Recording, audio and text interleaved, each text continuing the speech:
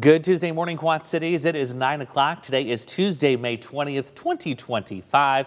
Welcome in to this live severe storm discussion. I'm meteorologist Andrew Stutzky. And I'm weather anchor Peter Warner. And here we go. Here we go. A little development today. That's right. Yeah, a little change happened late last night into early this morning. Now, yesterday we had a weather impact alert day for some of those strong wind gusts in our southernmost hometowns. Wasn't a whole lot of wind and hail with that, thankfully, but man, the rain and the lightning. It came down. Woo, did it ever. It really came down. So we are under the threat of some more severe storms for today. This is a scattered threat, and it is especially true for those of you that live south and east of the Quad City metro area. If you're in that direction, that's where you need to be paying close attention, and that's where our attention will be focused as we go into this afternoon. Let's go over our weather impact alert, the basics here, what we've got for timing, what we've got for an impact, and the need for you to stay safe today. So our timing is right now from noon until 6 o'clock this evening. That's when we're expecting that window of opportunity to present itself where we could get a couple of those scattered stronger storms. The impact, of course, will be large hail, and yes, there is an isolated tornado threat that is possible with this as well. We have just enough spin in the atmosphere today that if one or two of these storms gets going and can really take full advantage of the environment, that's where that tornado threat will come into play. It's not a strong tornado kind of day. We're not talking about EF2 plus tornadoes. We're talking about the weaker tornadoes that will come into play today. The need, of course, if you have the Storm Track 8 app, that is a great resource. That'll get you every watch, every warning, everything you need to know right to your phone. And of course, what you're watching right now, the 8 Plus app. That's another great resource too if we need to do severe weather coverage this afternoon. Oh yeah, it's the best place to be. Yes. It's an exclusive club. It's cool. It's kind of the cool kids club. It is the cool kids club, yeah. And I kind of gave you a sneak peek of that with a long form weather this morning on GMQC because we were having tech issues. So that's a little kind of preview of what we get to do on there.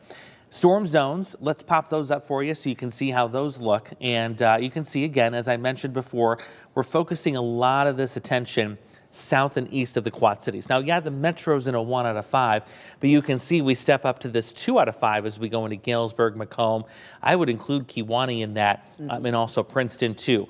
One thing I want to highlight, it is possible that even farther west of this, I would say back to Washington, just east of Ottumwa, that we would have this threat there too, that 1 out of 5. National Weather Service was agreeing and kind of pointing that out earlier this morning too, that threat may backtrack a little bit further west. So just because you're not under that zone, say west of Mount Pleasant to Washington and Muscatine, doesn't mean you don't have that risk today. This is really a lot of folks along and south of Interstate 80, I would say at this point. There's your tornado zones today, possible up to the metro Quad Cities, and then it goes to a higher threat, that 2 out of 5, south of Kewaunee, Princeton into LaSalle, Peru, and Peoria. That does include Macomb, by the way, included in that 2 out of 5 threat. So that's what we're looking at in terms of which areas are going to be our hot spots for this afternoon. Yeah, it's kind of, again, a conditional threat, too, that we're going to be talking about here.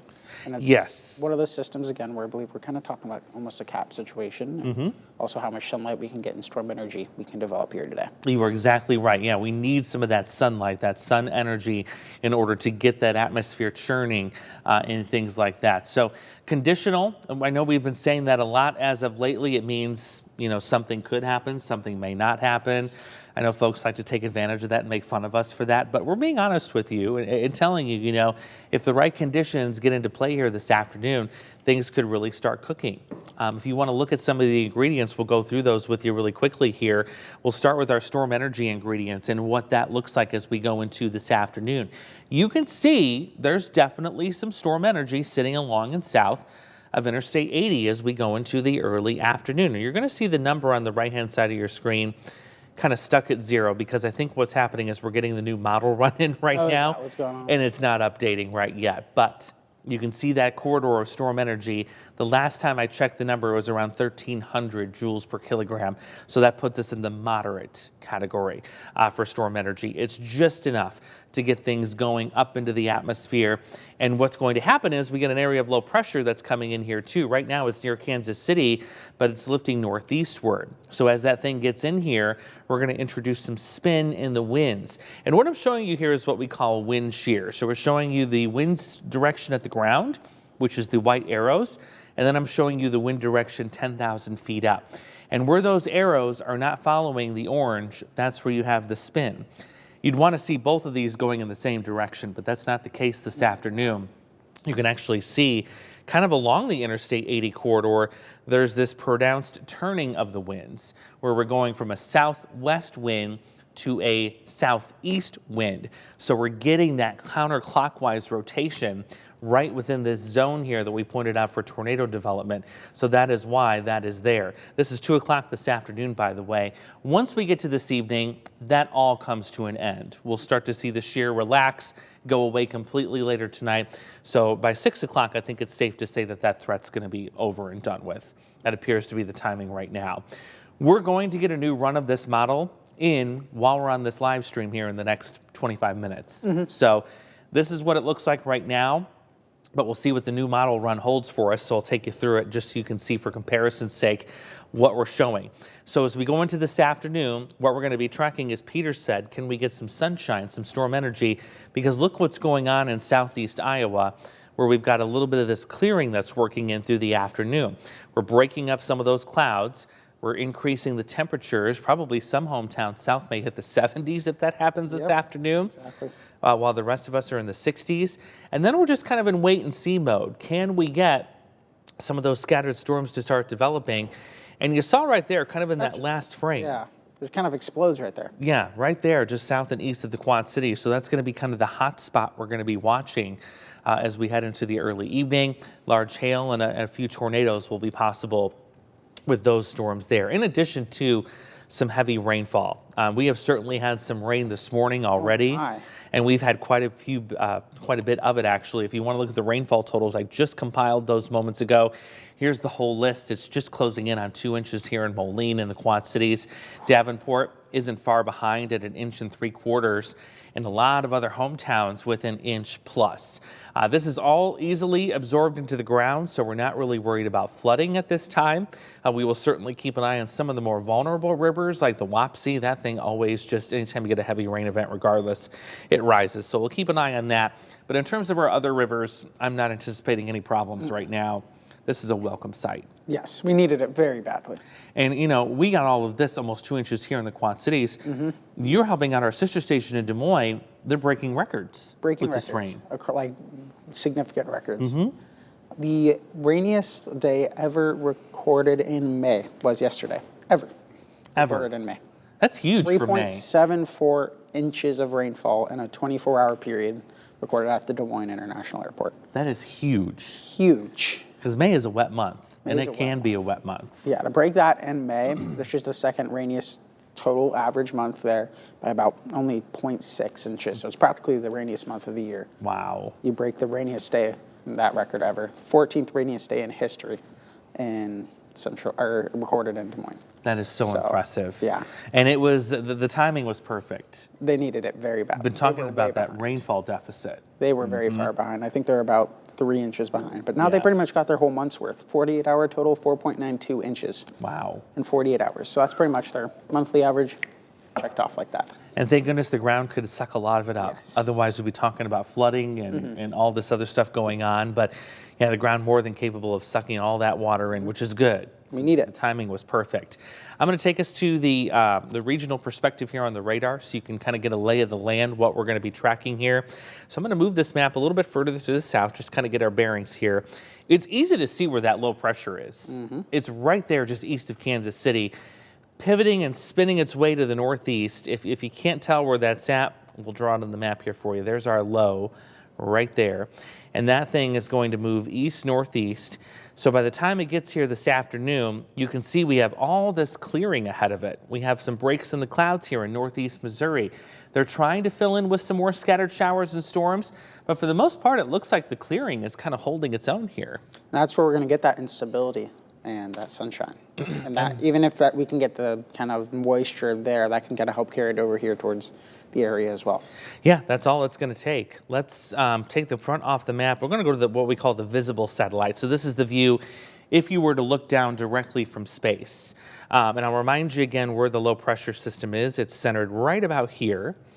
And we're going to be moving that, generally speaking, in this direction. And yeah, I mean, even the visible satellite shows a really good representation of all that clearing coming in. Yeah. There it is. There it is. And again, you only need just enough storm energy. You just got to get something in there kind of in a way. If we can just get to the moderate range, like that 1,000 range that we were talking about earlier, that can help these storms fire pretty quickly. And up it will go. Yeah, there's already at least some modest amounts of, it looks like, storm energy sitting down that way. So as time goes on and we build in a little bit more sunshine, looks like those numbers will be going up a little bit more.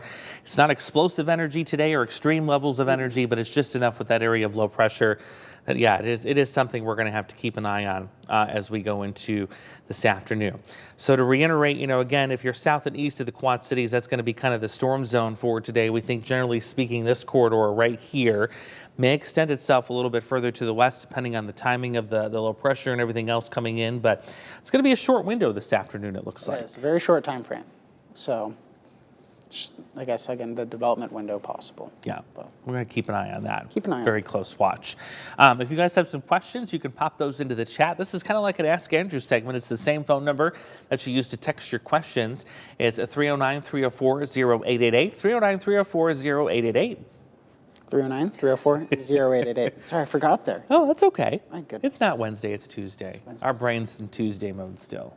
Tuesday or Monday mode? I don't even know anymore. Monday 2.0. Yeah. Monday 2.5. It feels like, right? Something like that, yeah. So if you guys have questions regarding the timing, the track of the storms, of course, we get a lot of questions that say, when is it going to arrive in my town?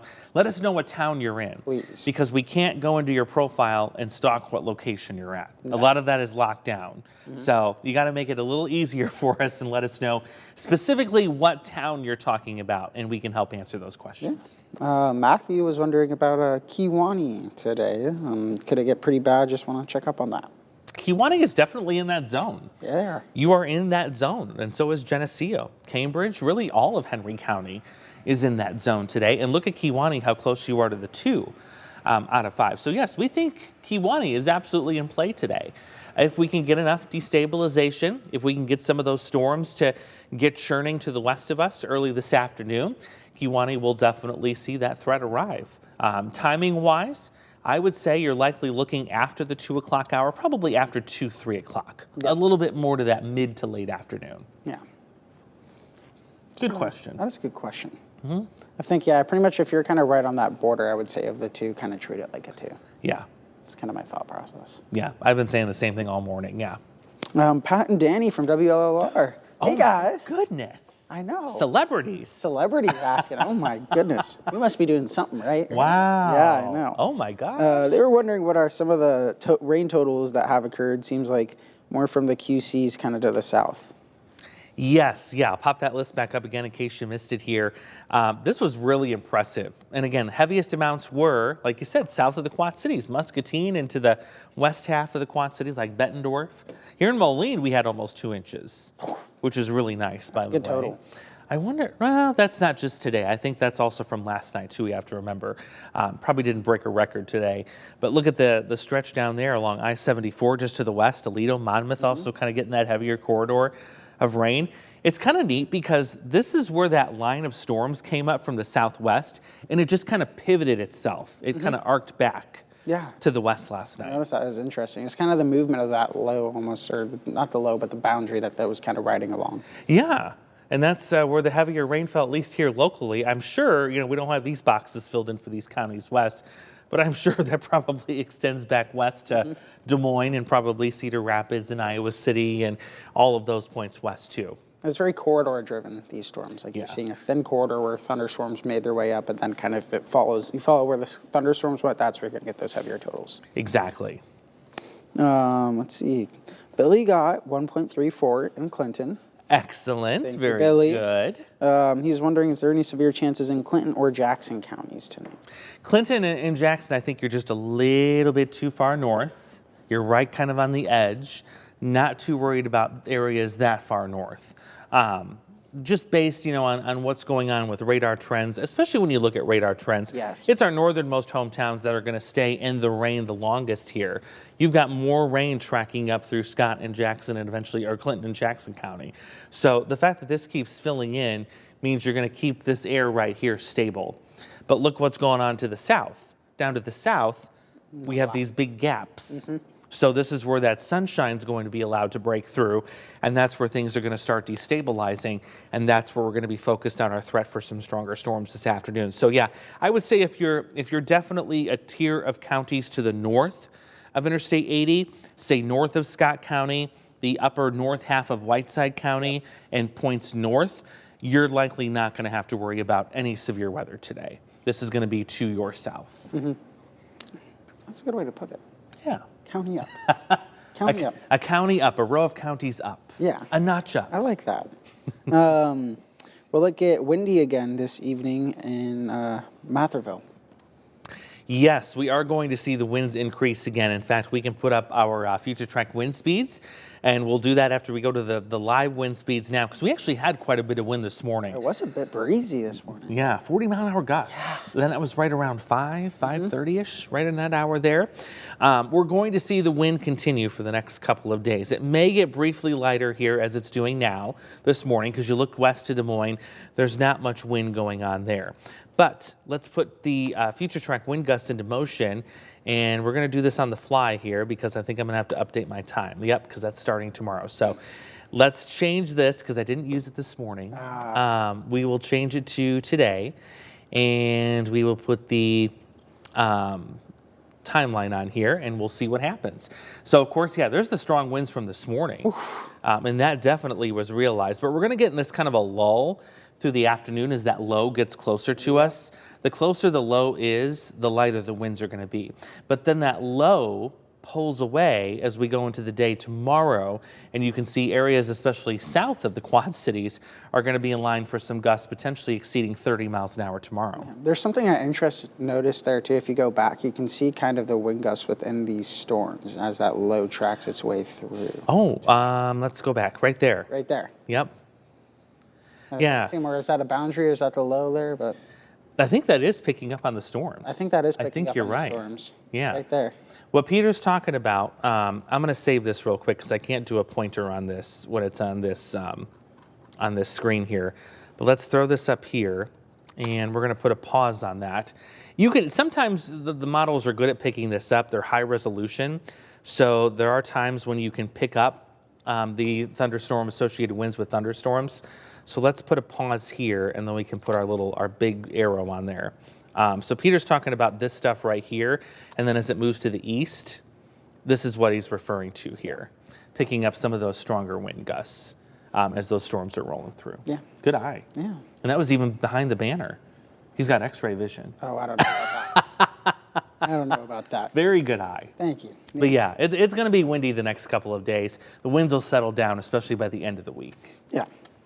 Thank goodness. Just in time for the weekend. Yeah. A 3-day weekend. 3-day weekend. 3-day weekend. Well, for some. For some. Oh, goodness. How is Sherrard looking for this afternoon? Sherrard is... just hail or tornadoes, maybe? I think it's all of the above for Sherrard. Yeah, you're in the zones, whether it's the 1 or the 2, that potential is definitely there. We'll have to watch and see the radar again. We think things start cooking about 2, 3 o'clock to the west and then working their way to the east. The key word on this, though, is it's going to be scattered. This is not going to be widespread. Not everyone is going to see this today. Even if you're in the orange or red zone, it's not a guarantee that you're going to see this today. This is a day where this remains a possibility.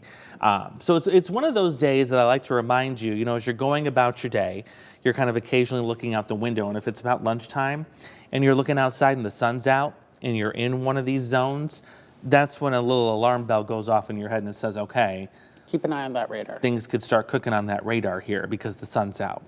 We're adding some storm energy. If you remain cloudy all afternoon and late morning into the afternoon, then your awareness level can go down a little bit more. But still, you want to remain at least somewhat aware. Yes. You could have a neighboring storm come in, and even though you've been cloudy, that doesn't mean you're going to escape that threat. Yes. I think the best thing to do is get that Storm Track 8 app. He's on it. And then you should get that WQ88 Plus app if you're watching us on Facebook on your TV. Yeah, our Facebook streamers, if you're watching us here right now, this is a service that really at some point is probably going to go exclusively to the A Plus app. And if you've got a smart TV, it's the Amazons, the Rokus, the Apple TVs.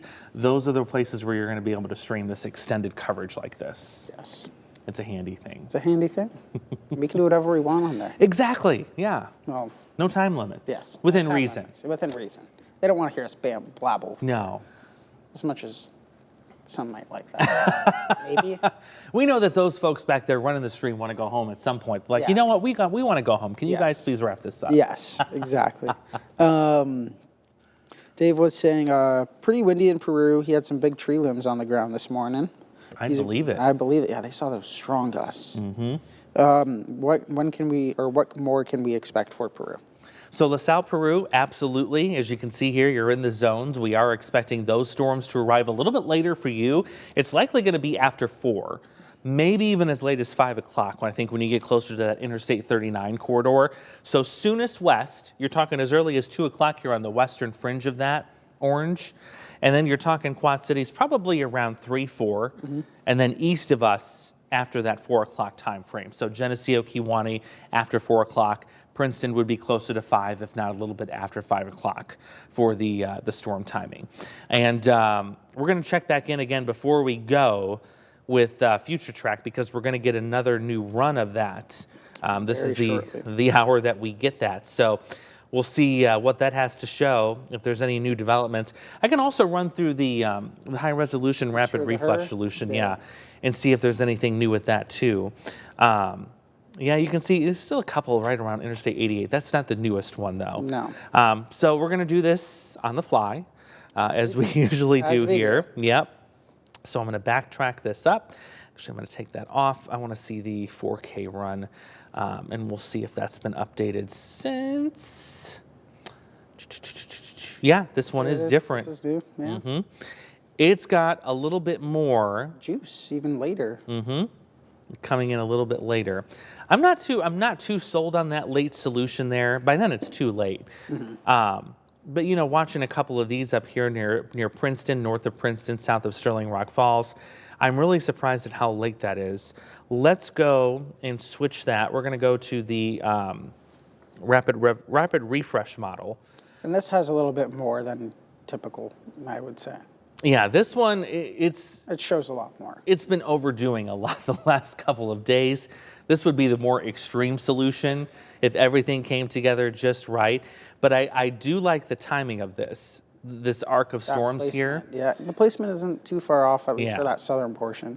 Yeah, I agree with the timing of that.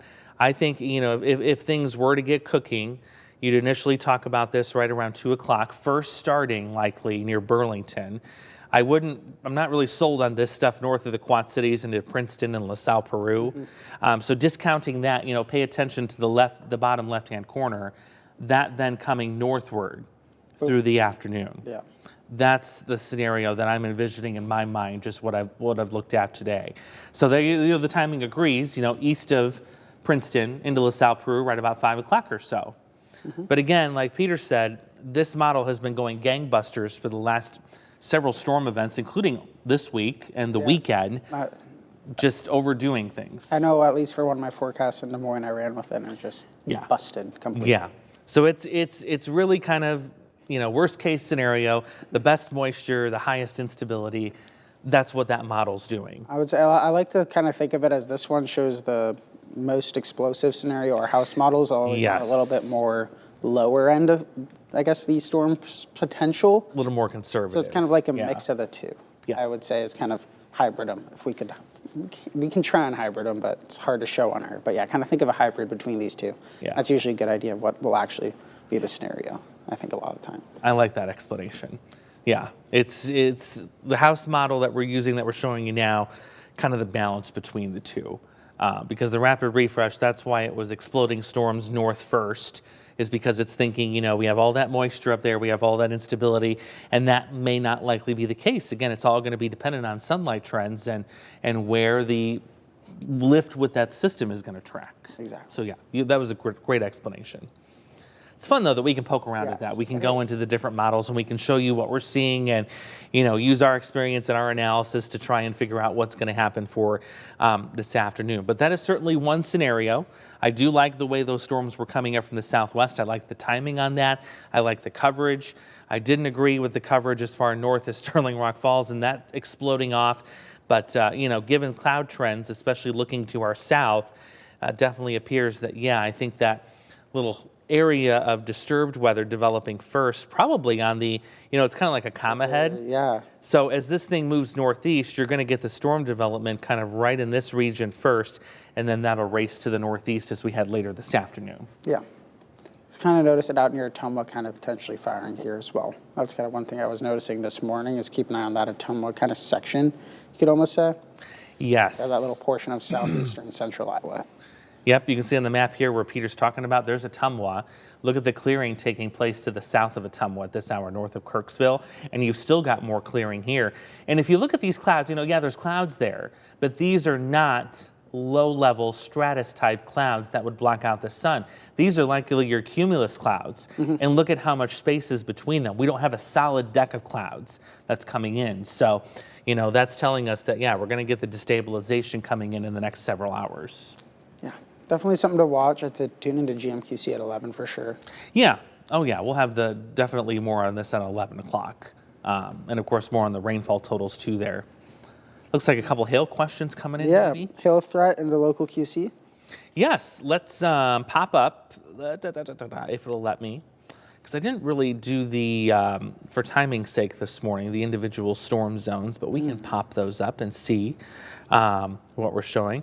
Gosh, it's been so long. I buried them down at the bottom. It's been a while. It's a good thing. So we're going to clean up this really quick. Give me a moment. So there's your zones for today. Let's update the timing on the banner here. Again, we're working with this on the fly. And there we go. So hail zones, it's going to mirror what we just showed you here. And the outlook itself from the SPC. Notice we have no hatching today. That means no 2-inch plus diameter hail. I think at max you're talking quarter size hail. Yeah, quarter most likely. Probably more pea-sized with isolated quarter type situation, especially in that one range. And it's a unique setup because that low pressure system, those lows are cold core systems. They are very cold. So, if we get that energy and that lift, you're going to have some good hail production. In fact, you could have the type of hail production, like you said, the smaller hail, but there's enough of it falling that it covers the ground. Yes. That's going to be a possibility for everyone in that zone today. And he also, Nick asked again, timing, seem right around that 2 to 6 p.m.-ish, give or take? I think so. Yeah. Yeah. I think that's going to be the case here. Let's see if this will let me do it. It might let me do it. I kind of wish I had a pen, one of those pens that you could draw. Yes. So I'm gonna put a couple lines on here, and we'll go with those, and we'll see. Well, I don't want to do that line. My goodness. Let me go back. I can't draw. I tried to draw on TV earlier this morning, and I just couldn't do it. Didn't like me. Let's try that again.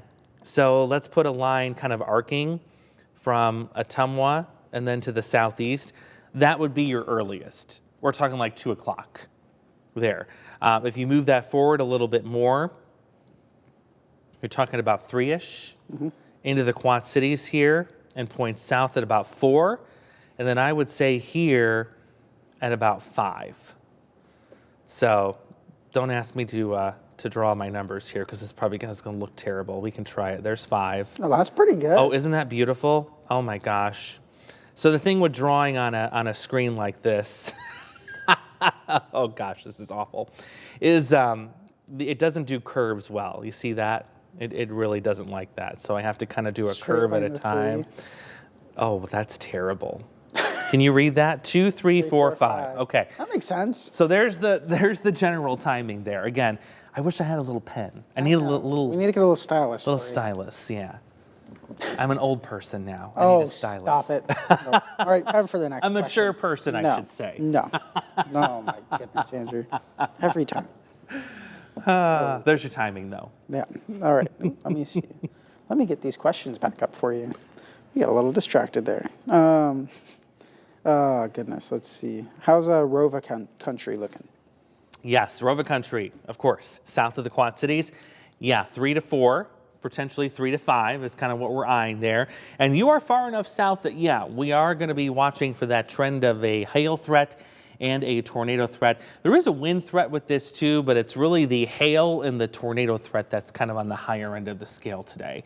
So keep an eye to the radar. We will certainly be doing that, especially after 3 o'clock. And if you notice some sunshine coming in late this morning into the afternoon, kind of raise your awareness, your threat level a little bit more there. Oh, let's see. I lost my questions in the process, but we still have plenty of them. The tornado. So Matthew's wondering, what is the tornado threat like? Is it for sure guaranteed, but is it conditional? It's conditional. The tornado threat is conditional today. And again, it all depends on the amount of sun. If we can bring in a decent amount of sun, climb those temperatures well into the 60s, we will have that quick spin up tornado threat. It's not the strong damaging tornadoes that we, have on those higher threat days. You notice nothing I showed you today has slash marks through it. It's not what we call hatched.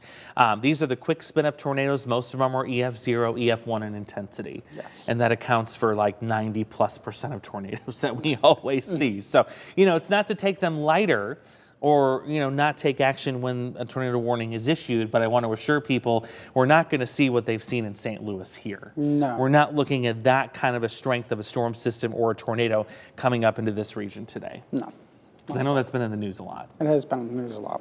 They're seeing that same scenario again potentially in portions of Kentucky and Tennessee, sadly. Which is just, it's unreal. I mean, your heart drops every time you see that video, and you learn of more than a dozen people have been killed to our south in that volatile pattern, and it's just tough. It is very tough, yes. But nothing like that here. No, not expecting that here. No, don't have that kind of setup. No. How's Walnut Hill, Illinois shaping up?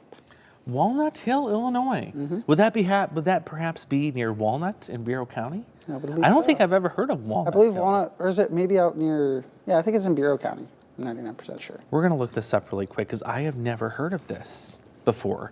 Walnut Hill. I think I remember seeing it one time. That's a village in Marion County. Marion. That's County. way south. That's southern Illinois. Oh my goodness. No. If that's correct, yes, Walnut Hill is. I misread it. No, I misread it. Is it Walnut, Illinois? I said Walnut, Illinois. Hater. No, I'm kidding. Oh my goodness. That's okay. It's Looks like I need another copy. I wondered. I was like, Walnut Hill is well south of here. I think I read Hale and then Hill and then just. Oh, that could be. Yeah. And the voice to text kind of messes things up too sometimes. Yes, Walnut, Illinois, and Bureau County, right up here.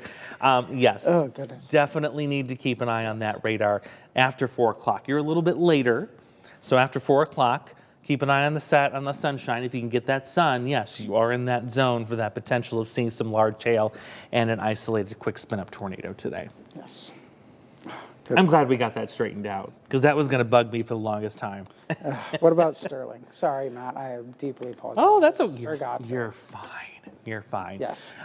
Sterling. Yes. Okay. Yeah, you're right on the edge here. I would not take Sterling out of play.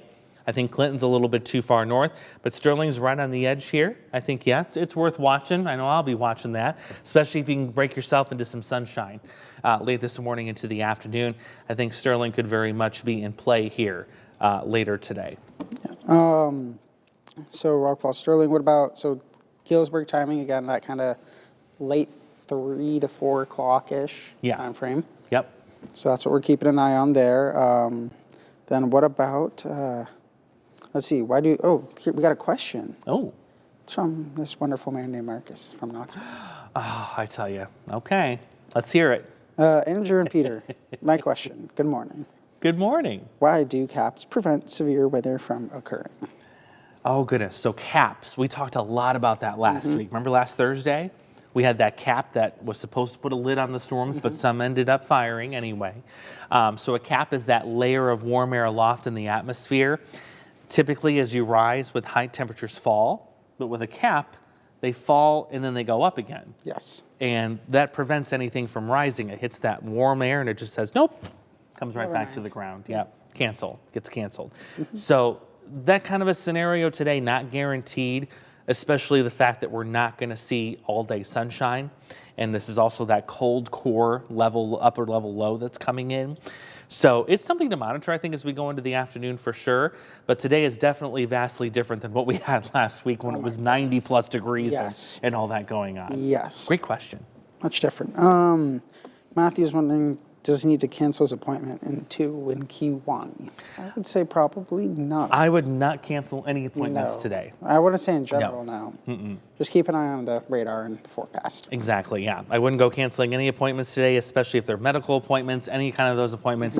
I never encourage doing that unless we're on a high-end, very large risk day, like if we're at a 4 or a 5, because those kind of days indicate widespread activity. Yes. This is not that kind of day. This is hit and miss, here and there. It's not everybody sees them kind of day. No. So do not go canceling anything today. Nope.